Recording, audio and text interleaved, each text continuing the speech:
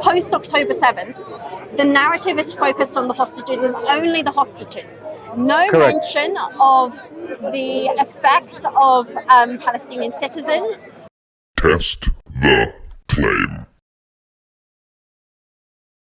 Of genocide and a complete lack of acknowledgement to the suffering of Palestinian civilians. I also agree. I do think that's present. Is that the case? I mean, So there's censorship, and also, okay. So at home we've got the Israeli news going on like pretty often, N12 and everything. Like, but how can you brainwash? Walaikum salam. How can you brainwash an entire population? I mean, Israelis are very educated people. You get born and raised in it, and Right. and you have there is generational trauma that gets exasperated as part of the narrative, as part of Right, the Holocaust and the Holocaust, trauma, yeah. and any form of attack that the West Bank or Gaza has done as retaliation to what the Right. Knesset has been doing. Right. It's always from the perspective of secondary, and that's because when you look at if you ever look at Israeli news, you'll notice that currently, post October 7th, the narrative is focused on the hostages and only the hostages. No Correct. mention of the effect of Palestinian citizens who have no active involvement with their government or even The policies or yes, the, or like, you know, maybe their cousin was involved, and then all of a sudden, like, they're deemed by the IDF as part of this network and everything. yeah. It is a very racist approach, if you ask me. It's my opinion, and I do think that this is really stemming from the foundation of the country itself.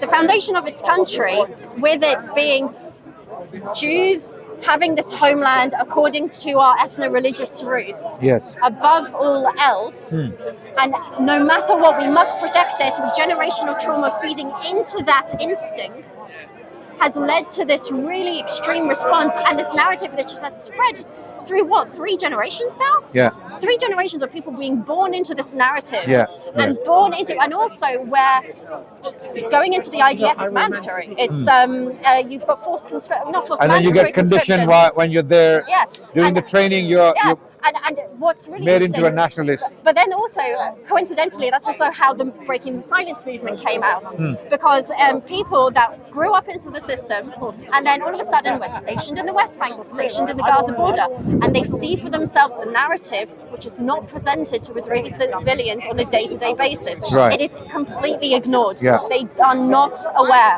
of what is really the real violence and the real catastrophe of a lot of innocent people there that's going Yeah. on. Yeah.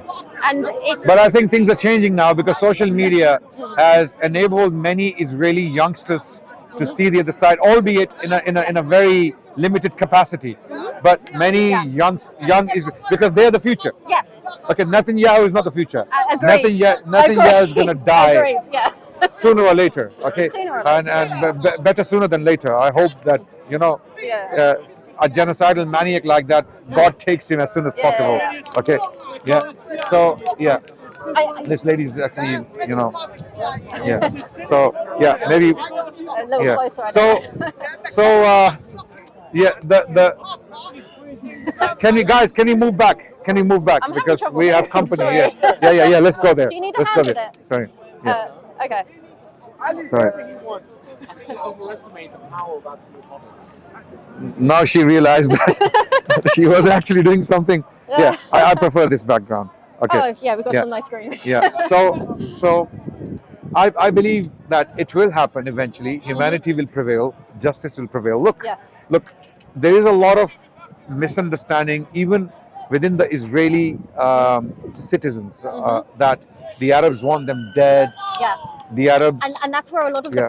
the Yeah. fighting protective Yeah. instinct Yeah. of like, Yeah. because in their minds there is a really strong idea that it's Israel or we don't exist. Exactly. And This is the propaganda. it's that fear. That's Yeah. It's a deliberately instilled fear that serves the purpose of the IDF or the Israeli ruling establishment. Yeah. And it's a false narrative. This is what I have been dealing with personally because I'm a historian, and I've been talking about how the Jewish people flourished for over 1,000 years within the domain of Islam.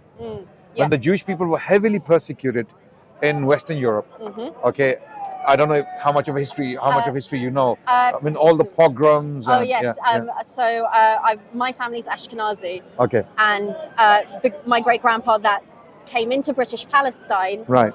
He was he and his wife ended up being the only survivors of his family. Every Ashkenazi Jew has a story like this. Yeah, So but that's the thing. Ashkenazis were always a minority, historically speaking. Yeah. It were the Sephardic Jews who were the majority. I know there is this conflict between the Ashkenazi and Sephardi. Sephardic Jewry and Yeah. Ashkenazi Jewry. Yeah. But for over 1,000 years, people like Jacob Lesner, he's a Jewish historian from the US, he's talked about it, that for over 1,000 years, nearly 1,000 years, the Sephardic Jews were the majority, okay? Because they were living in the Muslim domains. That's why they were called the Sephardic. The Sephard was basically They were expelled from the Iberian Peninsula and then came through Turkey, North America. Turkey, and then North Africa. Yeah. First, these are the first, those who did escape, those who did survive. So for over 1,000 years, the overwhelming majority of the Jewish people were living in the Muslim lands. The oldest Jewish population in the world was in Iraq.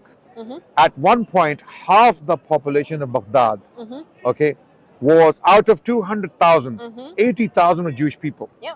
This is according to the testimony of this lady who visited Baghdad in the early 20th century. I forgot her name. She was an archaeologist and she was very active with Lawrence of Arabia as well. She was one of the political agents, and she advised the first King Faisal of Iraq. Long history, long story. She actually describes Baghdad as, to some extent, a Jewish city. And you had 80,000 Jewish people living in Baghdad out of 200,000 population, which is phenomenal. So many case studies are like this as well. It's same with the Romani Jews in Greece. In one of the coastal cities, one of the port cities, it was essentially Jewish people that created it was through textiles and just local business. They flourished the city. Almost everything. Everything that was profitable, the Jewish people were flourishing during the Ottoman period in Ottoman territories. And there was a very strong history of coexistence. 100%. There are Jewish scholars who claim that from the year 900 to 1200, 300 years, this was the golden age of the House of Israel under the domain of Islam. And this was predominantly in Islamic Spain, in Al-Andalus, where we had prime ministers, generals, scholars, poets, philosophers, you name it. Rambam, famous Maimonides, was born in Cordoba. And he died in Egypt, in Ayyubid, Egypt. He was the private physician to the Sultan himself. Okay, this is a history that's not told by the state. Why would they? Why would they? No, to the Israeli people. If the Israeli people were to realize that we have no threat coming from the Arabs or the Muslims in general, because we have a history of 1,000 years. It's so vast, it's so huge, it's so rich, it's unbelievable. But the Israeli propaganda and doing injustice to the people of Israel as well, using them for their...